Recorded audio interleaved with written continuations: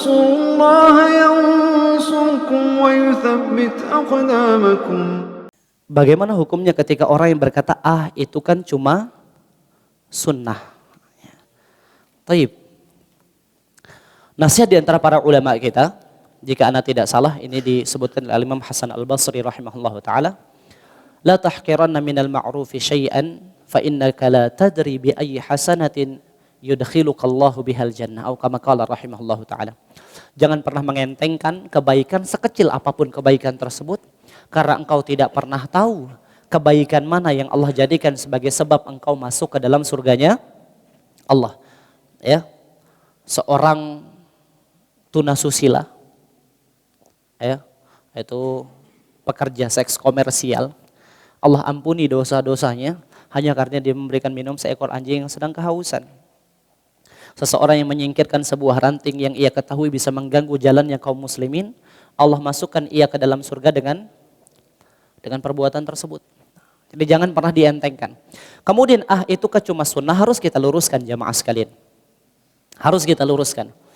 Lafaz sunnah di dalam nas Al-Quran, di dalam hadis-hadis Nabi SAW atau di dalam ucapan para ulama, tidak selamanya antum bawa kepada perbuatan yang kalau antum kerjakan antum dapat pahala, dan kalau antum tinggalkan antum tidak mendapatkan dosa. Enggak. Lafaz sunnah ini adalah warisan Nabi SAW.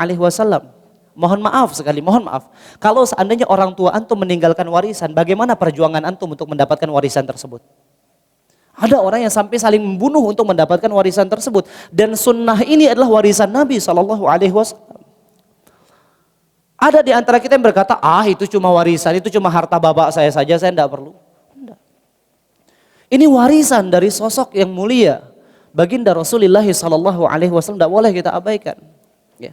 Katakanlah, antum tidak berdosa ketika antum tidak mengamalkannya. Tapi apakah antum tidak takut bahwasanya bekal pahala antum tidak cukup? Apakah antum tidak takut? Apakah antum akan membiarkan kesempatan mendapatkan pahala tersebut hilang? Dan ingat, pahala amalan sunnah bukan pahala yang kecil. Ana sebutkan beberapa contoh amalan sunnah. Salat syuruk misalnya, pahalanya pahala umrah. Ya.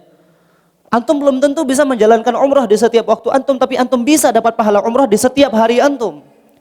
Kemudian kita berkata, cuma sunnah.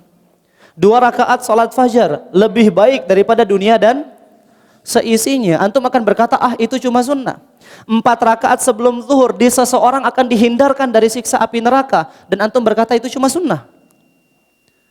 Ikhwatal iman rahimanillahu ta'ala. Bahkan jika dia merupakan perbuatan sunnah yang antum tidak berdosa jika meninggalkannya, tidakkah antum khawatir bahwasanya antum luput dari kebaikan-kebaikan yang besar?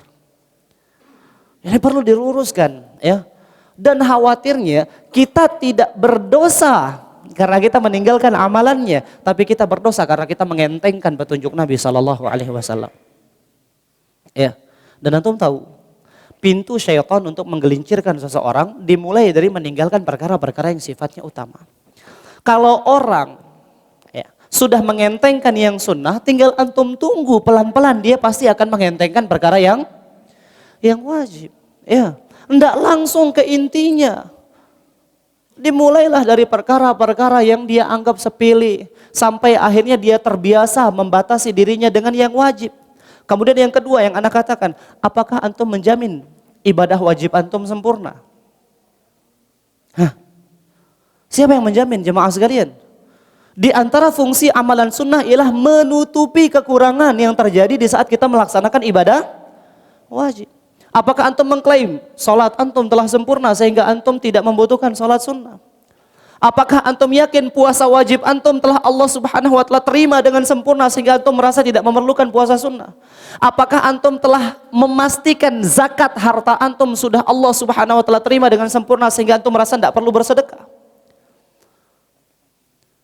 Katakanlah kita tidak berdosa dengan meninggalkannya, namun yang sunnah ini bisa menyempurnakan kekurangan amalan-amalan wajib kita. Maka ini jangan sampai menjadi sesuatu yang kita kenal, terutama di kalangan orang-orang yang sudah mengaji.